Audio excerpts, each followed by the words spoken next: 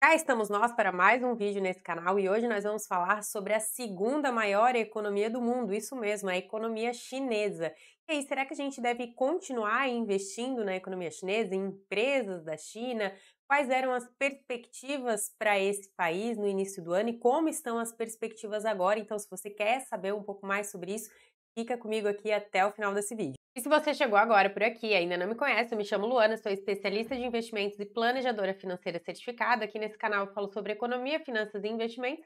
Então, se você gosta desse tipo de conteúdo, já considere se inscrever por aqui no canal. Então, tem alguns pontos que a gente precisa entender, né, quando a gente vai falar sobre a economia chinesa.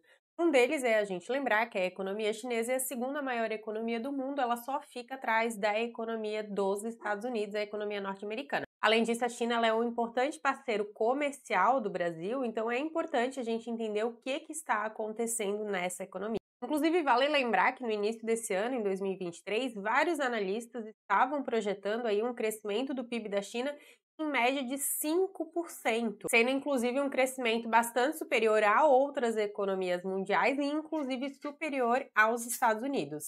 Mas não é bem isso que está acontecendo, a gente já vai entender o que está acontecendo de diferente, mas antes de tudo é importante a gente entender como a China chegou a esse nível econômico que ela está hoje. A China começou a crescer muito lá no ano de 1978 e vem crescendo desde então. Então é claro que ao longo desses quase 50 anos tem muita história, mas a gente pode dizer que basicamente a China ela cresceu e chegou aonde está hoje por três grandes principais fatores. E o primeiro grande fator que a gente pode considerar aí foi as reformas econômicas que foram feitas na China e também a abertura econômica da China em relação ao restante do mundo. Isso fez com que houvesse maior incentivo privado no país e investimentos estrangeiros na China. Outro ponto que a gente não pode esquecer é o quanto ao aumento, o crescimento populacional da China. Se a gente pega ali no ano de 1970, a China tinha 750 milhões de habitantes. Se a gente puxa agora em 2023, a China tem pouco mais de 1,4 bilhões de habitantes, então é um crescimento populacional muito grande. Inclusive, até início desse ano, a China tinha o índice populacional maior de todos os países, né?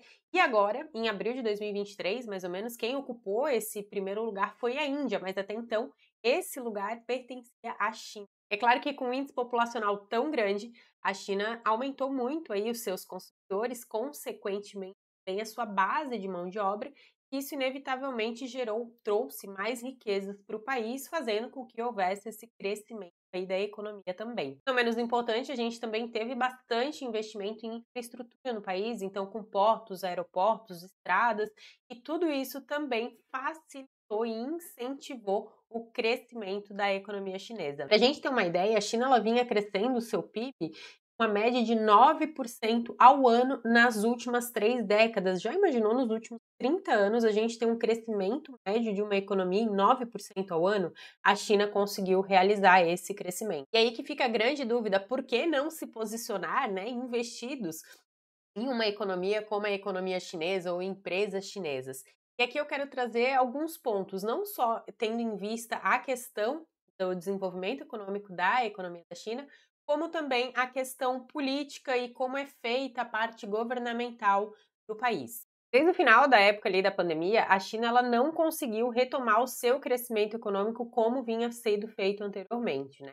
Inclusive ali em meados de 2020, está surgindo, surgiu um novo conceito de modelo econômico que se chama circulação dupla. Esse modelo econômico chamado de circulação dupla, na verdade, se baseia mais ou menos em a China consumir tudo aquilo que é produzido dentro do próprio país. E aí, nesse modelo econômico, o mercado externo ele acaba servindo apenas como apoio para abrir portas para mais dinheiro quando for necessário. E é claro que isso afeta diretamente a balança comercial da China, né? Então, se a gente pega aí nos últimos 12 meses, ou seja, no último um ano, a gente consegue ver que a China ela teve uma queda bastante acentuada, tanto nas suas importações quanto nas suas exportações, a queda aí por uma base de 10% do último ano para cá. Se as vendas internas, no varejo da China estivessem indo de vento em popa, era uma coisa.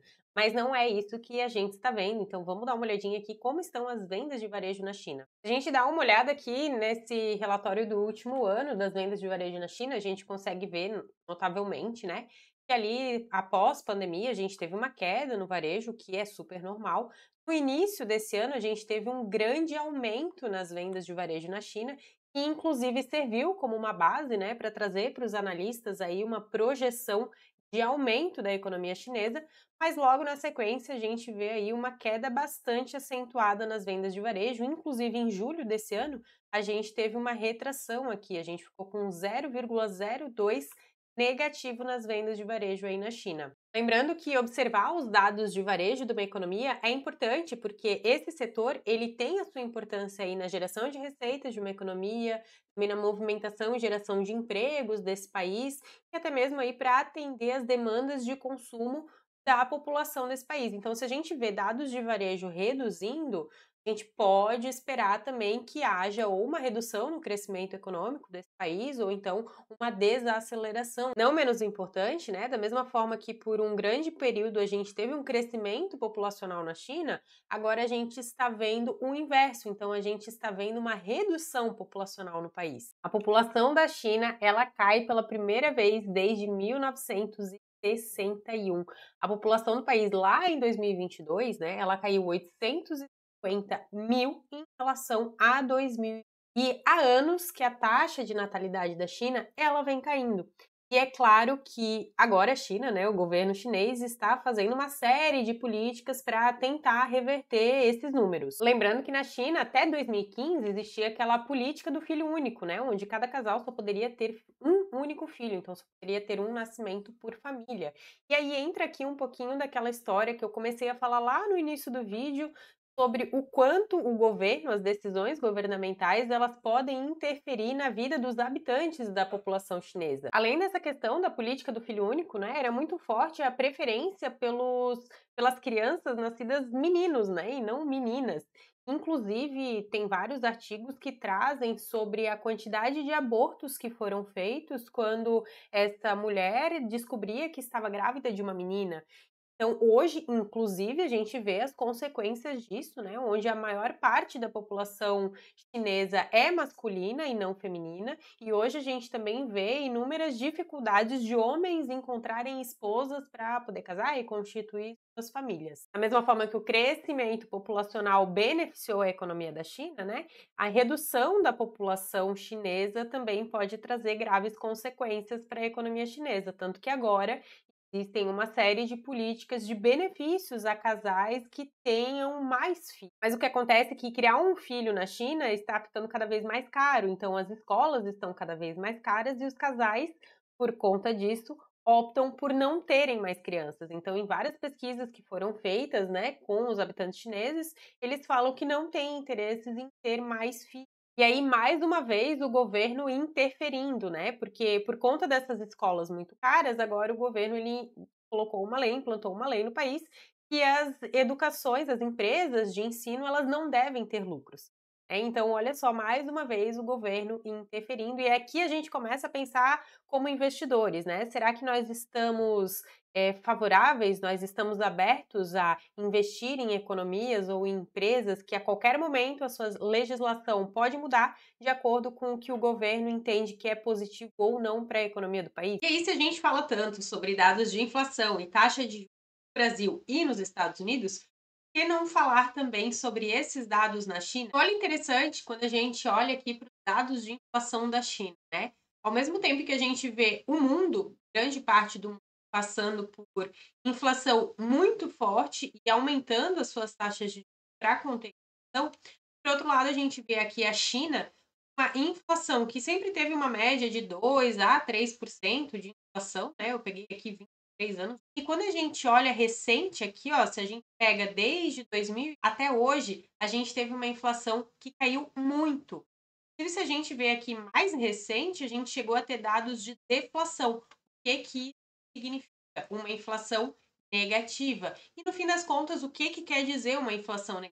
Significa que os preços dos produtos e serviços está caindo absurdamente a ponto de ficar uma inflação negativa, que a população não está consumindo.